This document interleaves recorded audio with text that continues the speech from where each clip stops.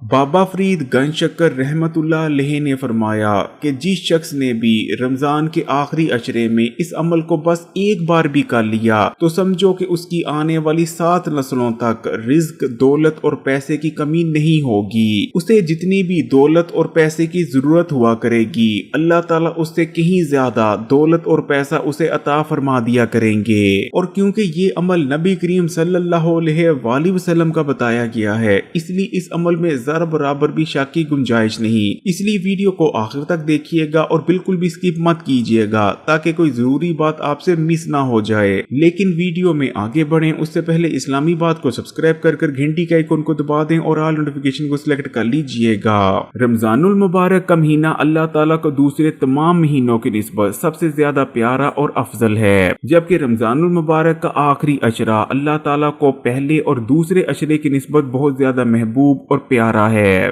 رمضان کا یہ آخری عشرہ دعاؤں کی قبولیت کا عشرہ ہے۔ بابا فرید گنج شکر رحمت اللہ علیہ کا کہنا تھا کہ جس شخص کی دعائیں پورا سال قبول نہیں ہوتی، اس شخص کی دعائیں رمضان میں قبول ہونا شروع ہو جاتی ہیں، پر جس شخص کی دعائیں رمضان کے پہلے اور دوسرے عشرے میں بھی قبول نہیں ہوتی، تیسرے عشرے میں اس شخص کی دعائیں ضرور قبول ہو جاتی ہیں۔ تیسرا عشرہ نجات کا عشرہ ہے، پھر چاہے جہنم سے نجات ہو یا دنیا میں جو ہمیں مصیبتیں، پریشانیاں اور عذاب ہوتے ہیں ان سے نجات ہو۔ نبی کریم صلی اللہ علیہ وآلہ وسلم کا ارشاد مبارک ہے کہ یقیناً غربت انسان کو جہنم تک لے جاتی ہے، اور کیونکہ تیسرا عشرہ خاص طور پر جہنم سے نجات کا عشرہ ہے، اس لیے یہ عشرہ غربت اور تنگ دستی سے نجات کا عشرہ بھی ہے۔ اور اگر آپ رمضان کے آخری عشرے میں آج کی ویڈیو میں آپ کو جو عمل بتانے جا رہے ہیں وہ کر لیتے ہیں اور بتائے گئے طریقے سے کر لیتے ہیں تو یقین مانے آپ کو اس عمل کو کرنے کے بعد جو معجزات اور کرشمات نظر آئیں گے، آپ کو خود اپنی آنکھوں پر بھی یقین نہیں آ رہا ہوگا۔ ایسے ایسے کرشمات اللہ تعالیٰ آپ کو انشاءاللہ تعالیٰ دکھائیں گے، کیونکہ یہ عمل کسی عام شخص یا عام مفتی کا بتایا گیا نہیں، بلکہ ہمارے آقا نبی کریم صلی اللہ علیہ وآلہ وسلم کا بتایا گیا ہے۔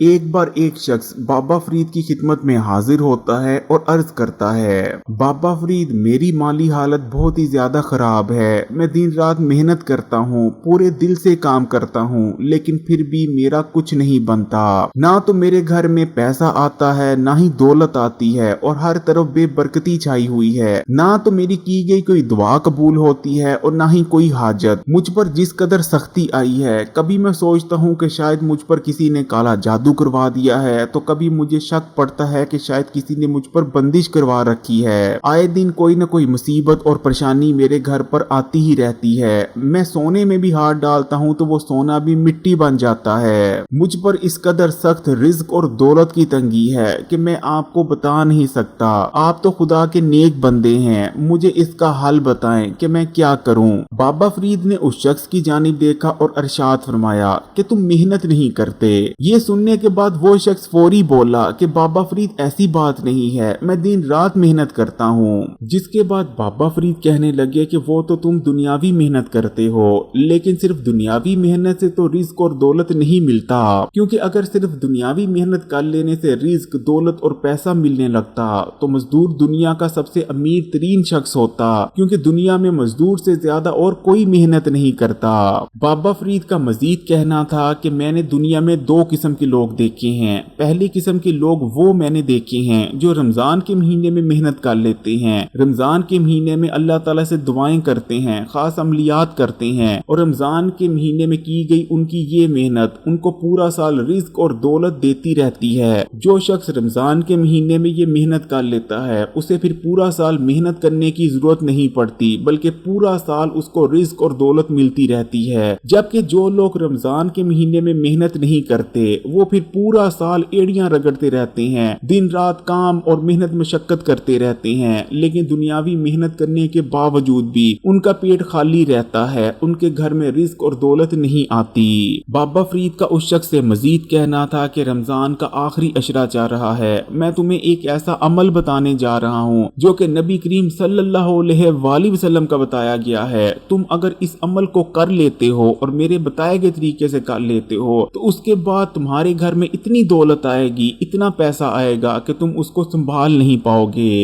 ایک صحابی نبی کریم صلی اللہ علیہ وآلہ وسلم کی خدمت میں حاضر ہوئے اور عرض کرنے لگے، یا رسول اللہ، دنیا दुनिया ने मुझसे पीठ फेर ली है, दुनिया ने मुझे छोड़ दिया है, दुनिया ने मुझसे किनारा कर लिया है, दुनिया ने मुझे ठुकरा दिया है। मैं रिज्क के हवाले से बहुत ज्यादा परेशान हूँ, मुझ पर सख्त तंग दस्ती आ चुकी है, दुनिया मुझसे किनारा कर चुकी है। जिसके बाद नबी करीम सल्लल्लाहु अलैहि वसल्लम ने अरशाद फरमाया, क्या तुम्हें वो तस्बीह याद नहीं जो तस्बीह है मलाइका की तस्बीह, और जिसकी बरकत से सबको रोजी दी जाती है। मलाइका की तस्बीह पढ़ना शुरू कर दो, दुनिया जलील होकर तुम्हारे पीछे आएगी। अभी 7 दिन ही गुजरे थे कि वो सहाबी नबी करीम सल्लल्लाहु अलैहि वसल्लम के पास तशरीफ लाते हैं और अर्ज करते हैं, या रसूल अल्लाह, मुझे इतना ज्यादा रिस्क मिल रहा है कि समझ नहीं आ रही कहां से रिस्क उठाऊं और कहां पर रखूं। प्यारे बहन भाइयों, इसलिए अगर आप भी अपने हर मसले, हर परेशानी को दूर होता देखना चाहते हैं, आप चाहते हैं कि आपकी रिज्क की तंगी और हर किस्म की तंग दस्ती का मुकम्मल खात्मा हो जाए,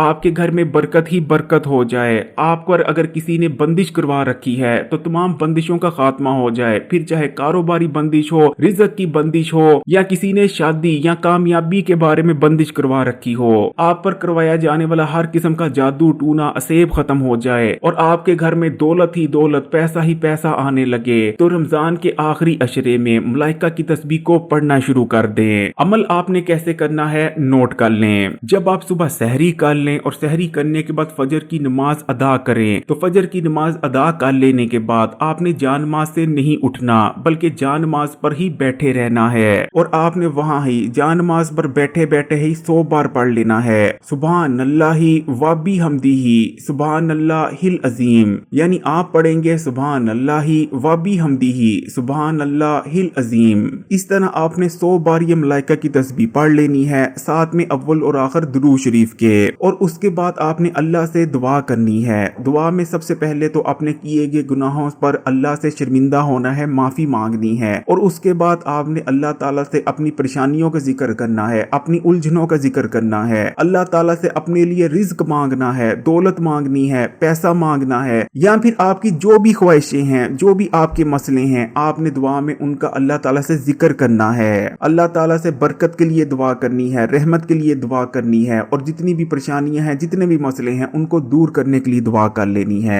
प्यारे बहन भाइयों, मलाइका की तस्बीह पढ़ने में बेहद आसान है और महज आपके 2-3 मिनट लगते हैं, लेकिन ये वजन में बहुत ज्यादा भारी है, जैसे कि हमारे नबी करीम सल्लल्लाहु अलैहि वसल्लम ने अरशाद फरमाया है। इसलिए कोशिश करें कि रमजानुल मुबारक के आखिरी अशरे के हर रोजे में आप मलाइका की तस्बीह फजर की नमाज के बाद जरूर पढ़ें, या अगर रोजाना नहीं पढ़नी तो कम से कम एक बार जरूर पढ़ लें। और अगर आप रमजानुल मुबारक के बाद भी मलाइका की इस बहुत बाबरकत तस्बीह को अपनी जिंदगी का हिस्सा बना लेते हैं और महज रोजाना के 100 बार इस तस्बीह को फजर के बाद पढ़ लिया करते हैं, तो उस दिन आपको रिज्क और दौलत के हवाले से परेशान होने की जरूरत नहीं पड़ेगी, क्योंकि अल्लाह ताला अपने गायब के खजानों का मुंह आपके लिए खोल देंगे। अगर वीडियो अच्छी लगी तो कमेंट्स में माशाअल्लाह या सुभान अल्लाह जरूर लिखिएगा, और मजीद वीडियोस के लिए इस्लामी बात को सब्सक्राइब कर घंटी का आइकॉन को दबा दें और ऑल नोटिफिकेशन को सिलेक्ट कर लीजिएगा। जज़ाकल्लाह। अल्लाह ताला से यही दुआ है कि अल्लाह ताला मेरे तमाम बहन भाइयों की जितनी भी मुश्किलें हैं, जितनी भी परेशानियां हैं, उन तमाम को दूर फरमाए और उनके दस्तरखानों में वुसअत अता फरमाए। आमीन सुम आमीन।